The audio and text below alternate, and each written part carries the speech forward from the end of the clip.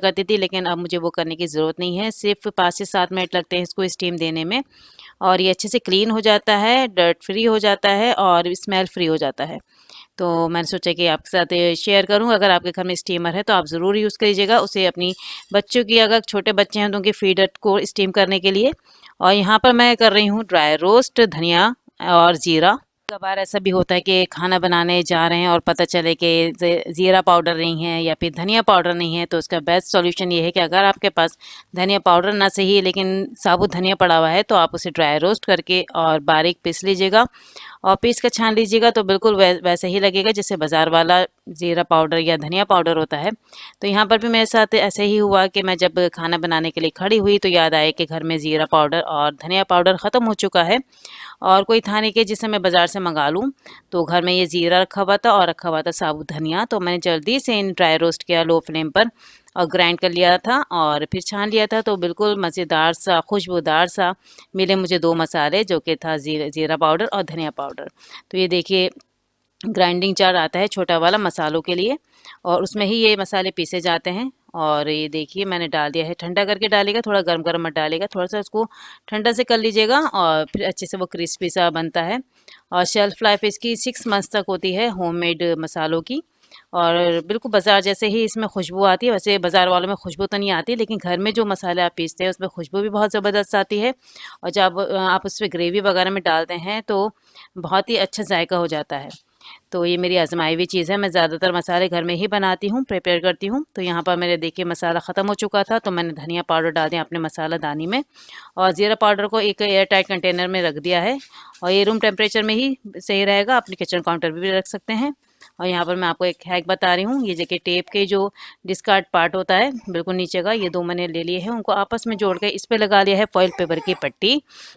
अब ये मैं यूज़ करूँगी बेकिंग के लिए। अब किस तरह यूज़ करना है वो मैं आपको बताती हूँ। आप कढ़ाई ले लीजिएगा, उसमें ये स्टैंड रख लीजिएगा फॉइल पेपर का और इस पर रख लीजिएगा कोई बर्तन जिसमें भी आपको बेक करना है, और ऊपर से ढक दीजिएगा, कवर कर दीजिएगा। और बेकिंग बहुत ज़बरदस्त होती है, आपको बाज़ार से लाने की, स्टैंड लाने की बिल्कुल भी ज़रूरत नहीं है। अगर आपके घर में इस तरह के फालतू पड़ी हुई चीज़ें, मतलब डिस्कार्डेड पार्ट पड़ा हुआ है इसका टेप का, तो आप उन दोनों को जोड़ के और फॉइल पेपर की पट्टी जिस तरह मैं आपको वीडियो में बता रही हूँ इस तरह रोल करके, ये देखिए फोल्ड करते करते आपको एक लंबी सी पट्टी बना लेनी है और उसको लपेट लेना है इन दोनों के ऊपर, और टाइट हाथों से लपेटिएगा ताकि निकले नहीं बेकिंग के टाइम। और इसे रख दिएगा एक कढ़ाई में, कढ़ाई के अंदर रख के उसके ऊपर कोई सा भी बर्तन रख दिएगा जिसमें आपको केक बेक करना है, कोई भी बेकिंग करनी है, वो आपको बर्तन रखने के बाद उसे कवर कर दीजिएगा, या तो कढ़ाई या कुकर, दोनों में ही ये अच्छा रहता है और बहुत मजबूत है ये। और ये देखिए इस तरह पट्टी लगानी है आपको दबाते हुए, और सब जगह से आप कवर कर लीजिएगा। फॉइल पेपर से ये होगा, ये जलता नहीं है बिल्कुल भी, और हीट रेजिस्टेंट है, या मतलब ये है कि हीट बर्दाश्त कर सकता है फॉइल पेपर। तो अक्सर हम बेकिंग के लिए फॉइल पेपर का यूज़ करते हैं। तो ये दिमाग में मेरा आइडिया है, सोचा आपके साथ शेयर किया जाए, और बहुत ही इफेक्टिव ये आइडिया है। देखिए मैं कढ़ाई ले आई हूँ। अब आपको क्या करना है, कढ़ाई लेके डीप सी कढ़ाई बड़ी सी लेके उसमें ये रख दीजिएगा और ऊपर वो बर्तन रख दीजिएगा जिसमें आपको बेकिंग करनी है, और ऊपर से ढक दीजिएगा इसका कवर। ऐसे ही आप कुकर में कर सकते हैं, कुकर में भी पहले ये बेस रखिएगा और ऊपर से जिसमें बेक करना है वो बर्तन और कवर कर दीजिएगा। ये देखिए डीप पॉट ले आई हूँ मैं, इसमें भी ये फिक्स हो रहा है।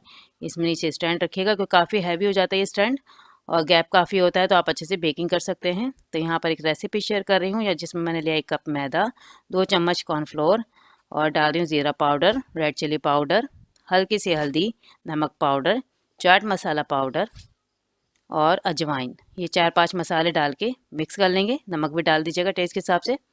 और मिक्स करने के बाद इसको हम कोट करेंगे। ये देखिए मैंने थोड़ा सा उबाल लिया था स्वीट कॉर्न को, हल्के हाथों से मिलाएंगे और डीप फ्राई कर लेंगे, थोड़े थोड़े बैचेस में डीप फ्राई करके निकाल लीजिएगा। और ये देखिए हल्के हल्के हाथों से, लेकिन आपको ये करना है कि डालते ही आपको चम्मच नहीं चला लेना है, थोड़ा सा छोड़ दिएगा तो ये अपने आप ऊपर आ जाएंगे। मीडियम फ्लेम पे छोड़ेंगे तो अपने आप ऊपर आ जाएंगे तैरते हुए।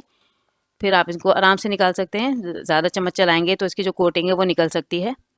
और ये देखिए इस तरह झाड़ झाड़ के ऑयल निकाल के आप रख दीजिएगा एक बर्तन में। ये देखिए रेडी है फ्राइड स्वीट कॉर्न। इसमें डालेंगे मसाले, एक्स्ट्रा मसाले इसलिए डाल रहे हैं क्योंकि जब हम फ्राई करते हैं तो कोटिंग के ज़रिए, कोटिंग के जो साथ ही मसाले भी निकल जाते हैं, तो हम एक्स्ट्रा मसाले डाल रहे हैं। नमक, लाल मिर्च पाउडर, ज़ीरा पाउडर, जो जो आपने उसमें मिलाए थे बैटर में, सारे मसाले हम इसमें ऐड करेंगे। हल्दी मत मिलाइएगा, लाल मिर्च डाल दिया, ज़ीरा पाउडर डाल दिया और इसमें डाल दिया आप गरम मसाला पाउडर या फिर चाट मसाला पाउडर, अच्छे से मिक्स करके आप इंजॉय कर सकते हैं।